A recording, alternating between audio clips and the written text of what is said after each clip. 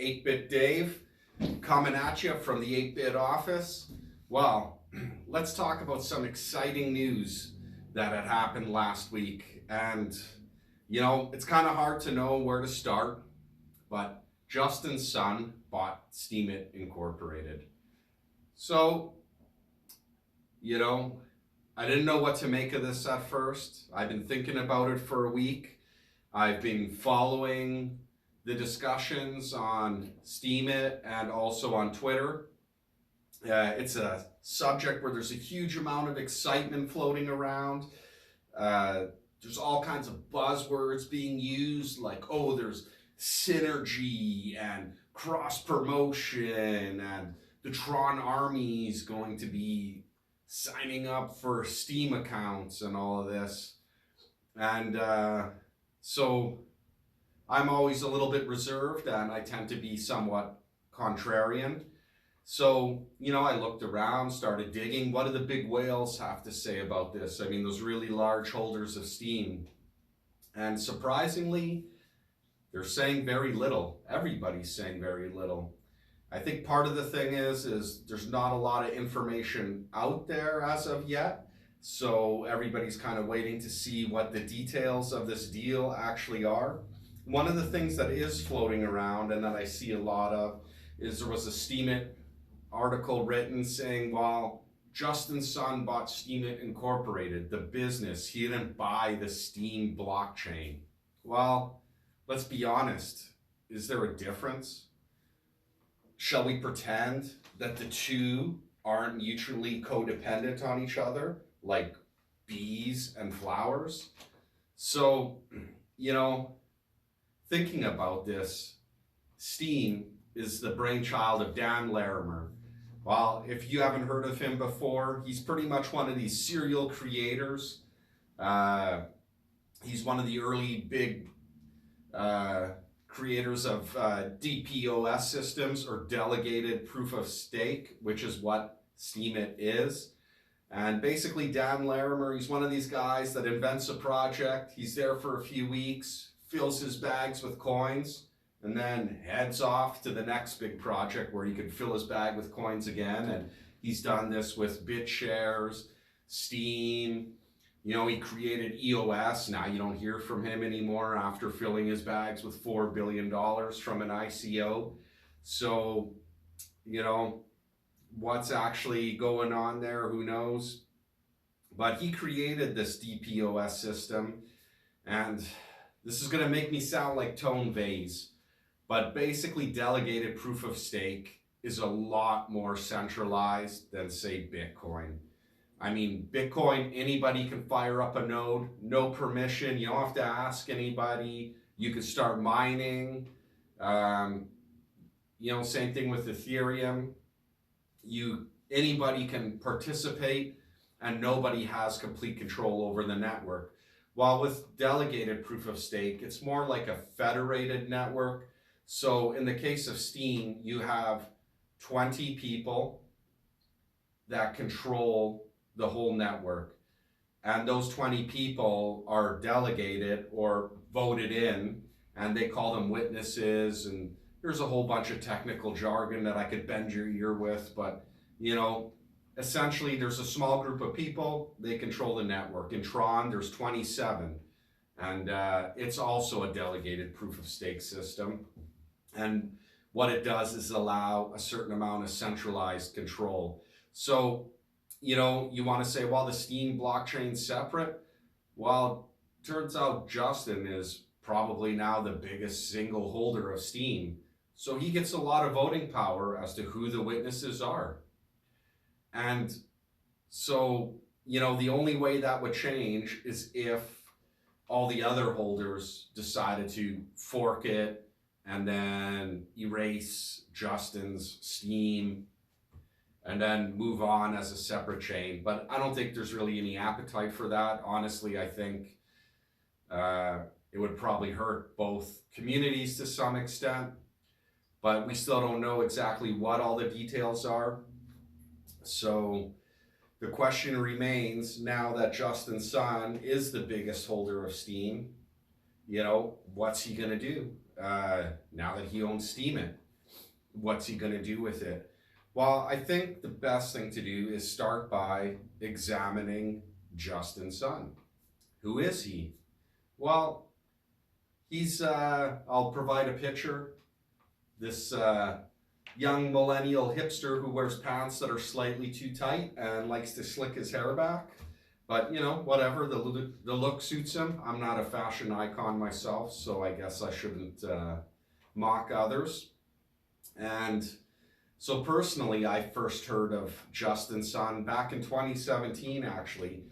I was foreman of building a school up in northern Canada, and we had a work camp set up, and the cook was telling me how he was buying this ERC20 token at the time, this ICO of Tron, and he was telling me about Justin Sun. And so back in those days, Justin Sun was saying that he was in charge of Ripple China, and he brought Ripple to China and all this stuff. And oops, it turned out not to be true. And then, so he was launching his big ICO for his project Tron, and he was going to have deals with Alibaba because he was Jack Ma's personal protege. And Jack Ma is the owner and creator of Alibaba, in case you didn't know. And well, it turns out that wasn't true either. He's not really that guy's personal protege. I mean, he had put a picture of him standing next to Jack Ma out on the internet, but I guess it's just a photo from a meet and greet. It's kind of like that photo I have of me standing next to Tia Carrera, but I don't know her. Her and I never went out, you know? I mean, I guess I could show people the photo and try to claim it, but, you know, eventually those kinds of lies catch up to you.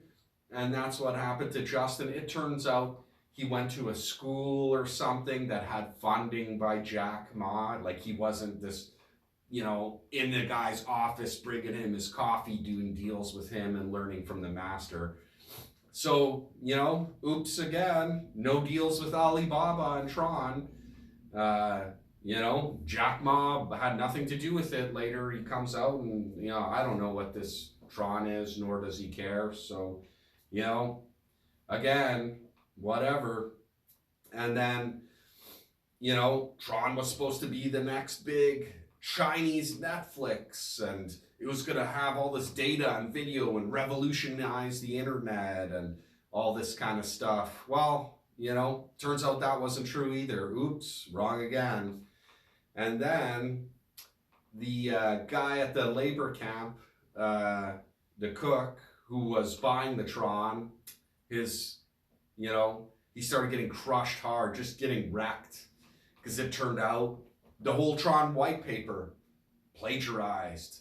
In fact, there's an interesting article on it on Plagiarism today if you look it up. So what really happened is the Tron white paper, you know, large portions of it were just kind of like boilerplate. A huge chunk was directly just cut and paste out of Filecoin. Some of it was copied from Ethereum's white paper. And obviously when this news all started piling out and adding together with all the other things that had gone on, you know, Tron started sinking at that time. And then what did Justin Sun have to say for himself? Oh, well, in China, you know, copying people is like a compliment. It's like a form of flattery. So there's nothing wrong with copying. Do you really believe that? You know, let's say you're sitting in a Chinese school and, you know, you're looking at someone else's paper while doing the test and the teacher busts you. I just admire this guy. I don't know. I doubt that's how China works. You know, I don't believe that for a second. And then when that didn't work, the whole flattery thing, you know, you can go back and look all this stuff up. He was saying, oh, well, that the white paper was translated by volunteers and, you know, they just messed up the translating from Chinese to English. Well, I can understand you mess up translations. I buy junk from China all the time and the instructions make no sense. You know, it's just weird, some of the things. And, you know, like when I buy something that's not very well translated, you know, there's not like plagiarized works from other products. You know, it's just the whole thing. You know, if you actually sit down and think about everything that's gone on with Justin Sun and Tron, and then it's like, well, he's an awesome promoter and he's the guy you need to bring attention to things, right? You know, he's young and vibrant and he's going to bring a lot of attention. Well, let's look at one of his other recent acquisitions that he got from all this ICO money that people gave him. Well, he bought BitTorrent, platform everybody uses with hundreds of millions of users. Now, I use BitTorrent. I've torrented things in the past. So you look at it, you know, since Tron has taken it over, there's the BitTorrent token and all this, you know, where's all the promotion? Let's look at a chart of BitTorrent. Oh, oops, I guess that didn't pan out so well either. And if you bought BitTorrent, you were wrecked. And then on top of that, most of those tokens are still yet to be released. Again, there's huge bags of tokens just sitting on the sideline and they're just waiting. The moment you buy those tokens, that shit's gonna get dumped on your head and you're gonna get wrecked too. So personally, I feel like staying away from anything to do with Tron, BitTorrent, or anything that Justin Sun touches. You know, call me a contrarian, but it's going to be very hard for me to be part of whatever this new Steem turns out to be. I mean, honestly, I will give it a try. You know, I'm not one that just immediately bails, but I kind of feel like, you know, this is like the sacking of Rome here. You know, they say Justin Sun didn't buy the Steem blockchain. Well, it is going to get sacked and there's not going to be anything left. And a lot of people are saying things like, oh, well, they'll keep the Steem chain and, you know, maybe there'll be some like token swapping to Tron and all that.